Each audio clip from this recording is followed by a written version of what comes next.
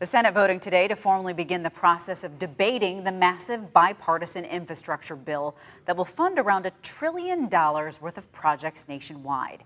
But as our Joe St. George explains, while the legislation is making major strides, it's still a long way from actually becoming law. The bipartisan deal for infrastructure remains on track to pass in the Senate, with rare weekend work expected.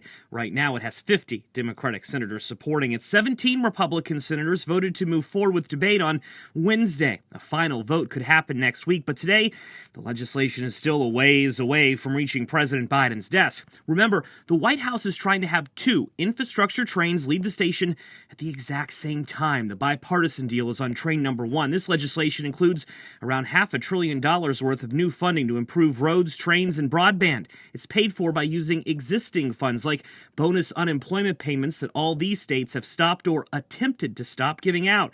The progressive spending bill is on train number 2. This is being written to pass through a special process known as reconciliation using only Democratic votes. It aims to fix education and child care costs, and more on that is expected next week. But just because things are now progressing in the United States Senate doesn't mean it's a sure thing it'll pass the House. No, we haven't seen it, so you're asking me to commit to something that none of us has seen.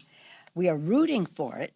We're hoping for the best. That was House Democratic Speaker Nancy Pelosi earlier this week, and if she sounded unsure, it's because she can only lose a handful of Democrats and still pass this if every House Republican votes no. Pelosi has already said she won't schedule a vote for the bipartisan bill, train number 1, unless train number 2 is also on the move. Some Democrats in the House have already released statements suggesting they want to be more involved in the process, like the Congressional Progressive Caucus, who said the votes of the Congressional Progressive Caucus members are not guaranteed until we examine the details and until the reconciliation bill is agreed to and passed with our priorities sufficiently funded.